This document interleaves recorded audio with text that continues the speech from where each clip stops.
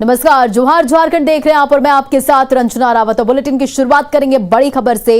1 करोड़ के नामी नक्सली और भाकपा माओवादी के थिंक टैंकर प्रशांत बोस, उसकी पत्नी और उसके साथ गिरफ्तार 4 सहयोगियों को 6 दिन की रिमांड पर भेज दिया गया है।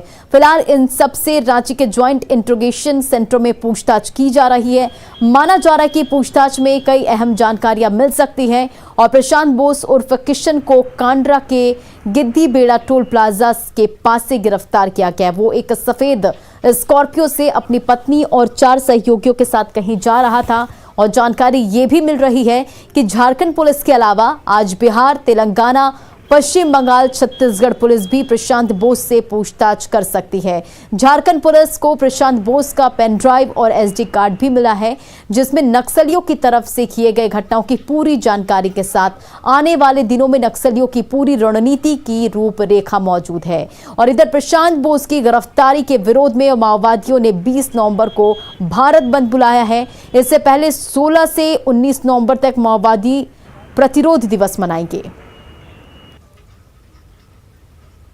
तो देखिए, रांची में गिरफ्तार नक्सली को और उसके 4 सहयोगियों को आज 6 दिन के रिमांड पर भेज दिया गया है और कई राज्यों की पुलिस भी आज पूछताछ करेगी। साथ ही आपको बता दें कि प्रशांत बोस उर्फ किशन को कांड्रा के गिद्दी बेड़ा टोल प्लाजा के पास से गिरफ्तार किया गया था और फिलहाल इन सबसे रांची के ज्वाइंट इंट्रोगेशन सेंटर में पूछताछ की जा रही है। माना जा रहा है कि पूछताछ में कई अहम जानकारियां मिल सकती है। तो बड़ी खबर इस वक्त की आपको रांची से बता रहे हैं, जहां 1 करोड़ के इनामी नक्सली और भाकपा माओवादियों के थिंक टैंकर प्रशांत बोस, उसकी पत्नी और उसके साथ गिरफ्तार 4 सहयोगियों को 6 दिन की रिमांड पर भेज दिया गया है।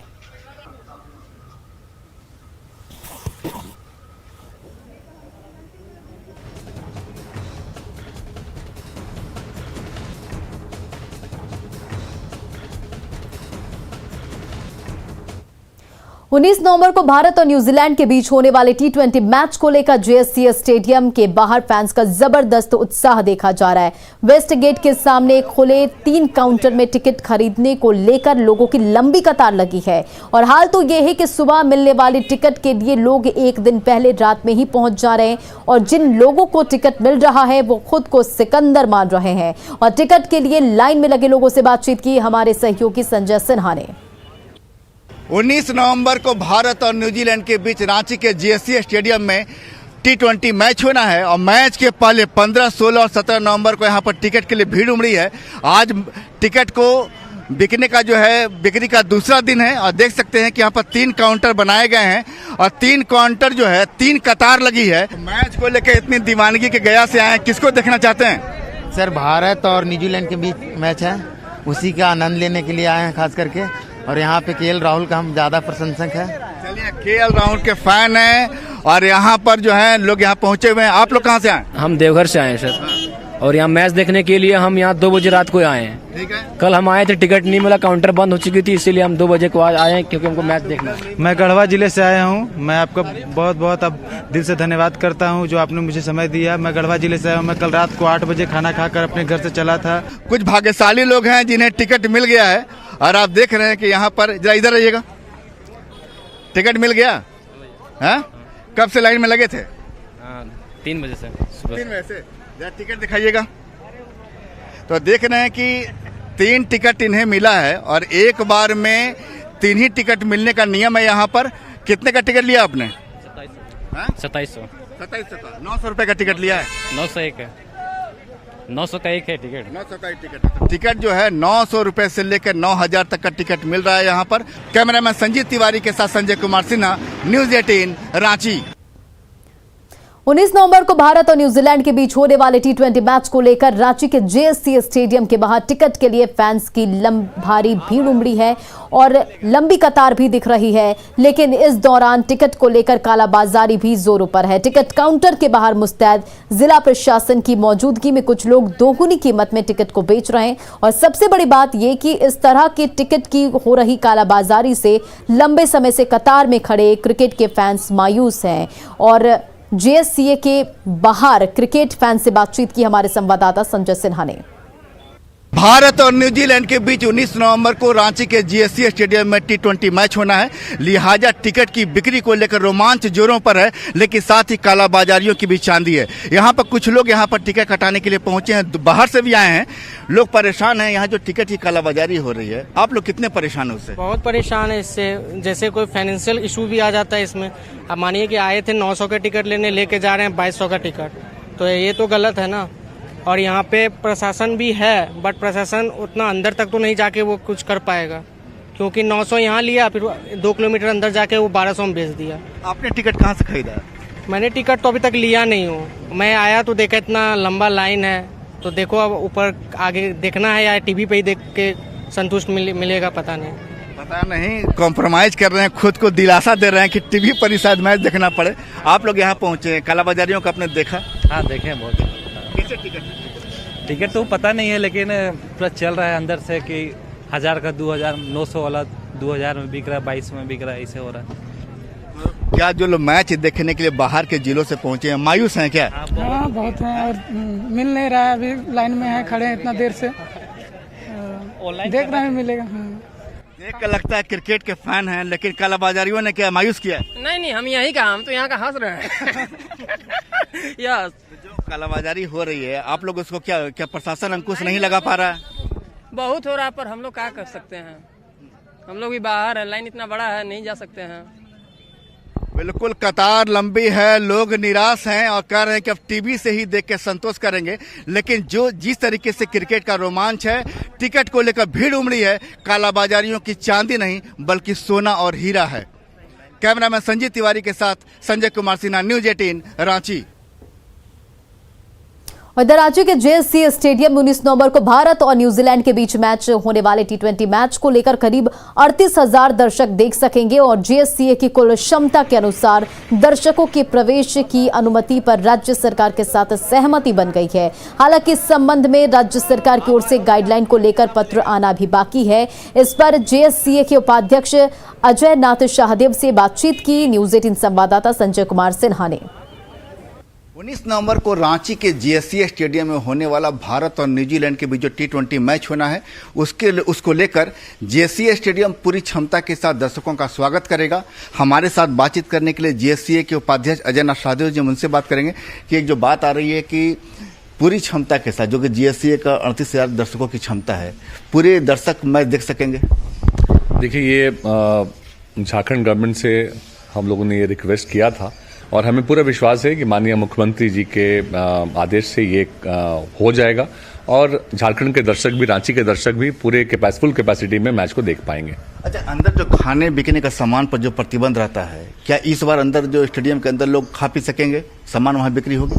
देखिए, जो अभी तक जो आदेश है सरकार का, उसके हिसाब से 50% कैपेसिटी और खाने पीने की वस्तु वहां पे नहीं रहेगी, ये आदेश है। लेकिन हम लोगों ने जीएससीए ने ये आग्रह किया है राज्य सरकार से, माननीय मुख्यमंत्री के द्वारा, कि इसको भी रिलैक्स किया जाए। और क्योंकि दर्शक जो आएंगे वहां पे, मैच भले 7 बजे से शुरू होता है, लेकिन एंट्री शुरू हो जाती है 3-4 बजे से ही, और दर्शकों को वहां जब जाने के बाद खाने पीने की वस्तु न मिले तो इससे भी परेशानी होती है। तो हम लोगों ने आग्रह किया था सरकार से और हमें पूरा विश्वास है कि इस आग्रह को भी सरकार स्वीकार करेगी और वहां खाने पीने की वस्तु भी वहां पे लोगों के लिए रहेगी। वहां जीएससी की क्षमता जो है 38,000 दर्शकों की है। आप भी तैयार हो जाइए। अगर आपने टिकट नहीं खरीदा, टिकट जाए खरीदिए, वहां पर जीएससी के काउंटर बने हुए हैं और मैच का आनंद उठाइए। कैमरामैन संजीव तिवारी के साथ संजय कुमार सिन्हा, न्यूज 18 रांची। और 1 करोड़ के इनामी नक्सली और भाकपा माओवादी के थिंक टैंकर प्रशांत बोस और उसकी पत्नी और उसके साथ गिरफ्तार 4 सहयोगियों को 6 दिन की रिमांड पर भेज दिया गया है। फिलहाल इन सबसे रांची के ज्वाइंट इंट्रोगेशन में सेंटर में पूछताछ की जा रही है। माना जा रहा है कि पूछताछ में कई अहम जानकारियां भी मिल सकती है। और प्रशांत बोस उर्फ किशन को कांड्रा के गिद्दी बेड़ा टोल प्लाजा के पास से गिरफ्तार किया गया था। और इस पर अधिक अपडेट के साथ हमारे सहयोगी ओम प्रकाश इस वक्त हमारे साथ लाइव जुड़ गए हैं। ओम प्रकाश, देखिए, इस वक्त जितने भी लोग गिरफ्तार किए गए हैं उससे पूछताछ जारी है, क्या कुछ इस पर अधिक अपडेट है? जी, बता दें कि 1 करोड़ के इनामी नक्सली को 12 नवंबर को ही गिरफ्तार किया गया था। हालांकि 14 नवंबर को उसे कोर्ट के समक्ष मतलब लाया गया, जहां से उसे न्यायिक हिरासत को भेज दिया गया। वहीं जो नक्सली है उससे ज़्यादा इंटरोगेशन पुलिस की टीम नहीं कर पाई थी, जिस वजह से 15 तारीख को उसे रिमांड पर लिया गया है। 7 दिनों के लिए रिमांड अवधि मांगी गई है कोर्ट से, जिसके बाद कड़ी सुरक्षा के बीच जो प्रशांत बोस हैं उन्हें रांची लाया गया है और यहाँ पर कड़ी सुरक्षा के बीच पुलिस के द्वारा और आईबी की टीम के द्वारा अभी फिलहाल पूछताछ की जा रही है। हालांकि मामले को लेकर पूरी तरह से गोपनीय रखा जा रहा है। ये पूछताछ में किसी तरह की जानकारी मीडिया तक ना आ पाए या फिर पुलिस की जो जानकारियां हैं वो लीक ना हो पाए, इसका भी पूरा ख्याल रखा जा रहा है। क्योंकि प्रशांत बोस वो नक्सली है जो न सिर्फ झारखंड बल्कि बिहार, उड़ीसा, छत्तीसगढ़, बंगाल जैसे राज्यों में बड़ी नक्सल घटनाओं को वारदात देने का मास्टरमाइंड रहा है। साफ तौर से कोई भी बड़ी नक्सल वारदात होती है या फिर कहा जाए तो छोटी वारदात भी, तो उसके पीछे प्रशांत बोस जैसे मास्टरमाइंड का ही दिमाग काम करता है और इसी वजह से पुलिस की टीम काफ़ी अहम जानकारियां उसके साथ निकाल रही है। वहीं उनके पास से एक पेन ड्राइव हो गया और फिर एक SD कार्ड भी बरामद हुआ है, जिससे भी कई अहम जानकारियां पुलिस को मिली है। खास तौर आपको बताना चाहेंगे कि इस इंटरोगेशन में पुलिस का ध्यान न सिर्फ नक्सलियों का आम सप्लाई कहाँ से है, कौन कौन से लोग उसके दस्ते में, इन तमाम चीज़ों के साथ साथ खासकर नक्सलियों का पैसा कहाँ से आ रहा है, फंडिंग कहाँ से हो रही है, कौन से ऐसे लोग हैं जो सफ़ेद पोश बने हुए हैं और उनकी तरफ से पूरी तरह से उनकी मदद पहुंचा रहे हैं, जानकारियां पहुंचा रहे हैं और फिर उनको पैसे भी मुहैया करा रहे हैं। तो ऐसे लोगों को भी आइडेंटिफाई किया जाना है। तो पूछताछ काफ़ी गहन है और पूरी तरह से गोपनीय भी है। तो ऐसे में थोड़ा इंतज़ार करना होगा कि आखिर नक्सलियों का इस सातिर जो नक्सली हैं इनसे क्या कुछ जानकारियां निकल पाती है। लेकिन साफ तौर से कहा जाए तो अर्थतंत्र और आर्म सप्लाई ये अहम मुद्दे हैं जिस पर पूरी तरह से पुलिस और जो आईबी की टीम है वो पूछताछ कर रही है। वहीं आपको बता दें कि दूसरे राज्यों से भी जो कि आसपास के राज्य हैं वहां से भी पुलिस की टीम ज़रूर आएगी। हालांकि अभी उन लोगों के द्वारा उन्हें सूचना दी गई है और उम्मीद की जा रही है कि ओम प्रकाश, इंतजार करना होगा कि क्या अहम खुलासे, क्या चीजें सामने निकल कर आती हैं, क्योंकि लगातार पूछताछ जारी है और कई अहम जानकारियां भी निकलकर सामने आ सकती है। बढ़ते हैं आगे और अब बात रामगढ़ की। रामगढ़ के ठंड का असर दिखने लगा है और कई इलाकों को कोहरे ने अपने आगोश में ले लिया है। तो बारिश के बाद रामगढ़ के पतरातू, मांडू, गोला, दुलमी के कई इलाकों में कोहरे का खासा असर देखने को मिल रहा है। इसके अलावा कोहरे की वजह से विजिबिलिटी भी कम हो गई है और उसका असर रामगढ़ से लगे नेशनल हाईवे पर भी दिख रहा है। 6 से 8 फीट की विजिबिलिटी होने से गाड़ियों की रफ्तार पर ब्रेक लग गया है, गाड़ियों की आवाजाही भी कम हो गई है। इधर कृषि विज्ञान केंद्र की माने तो कोहरे की वजह से आलू समेत कई फसलों को नुकसान हो सकता है, जो दूसरी तरफ बारिश की वजह से धान की फसल भी बर्बाद हो रही है। देखिए संवाददाता जावेद की ये रिपोर्ट।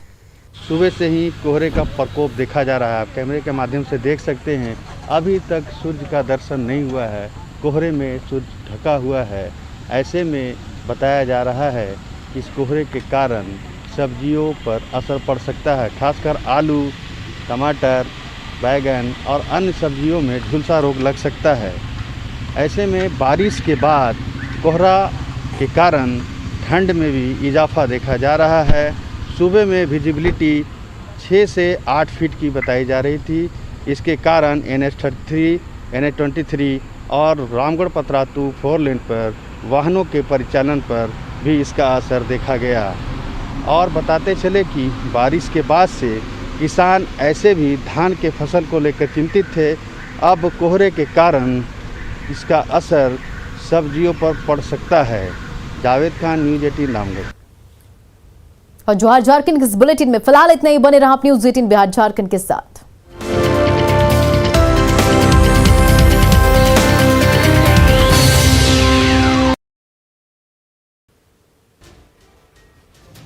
प्रधानमंत्री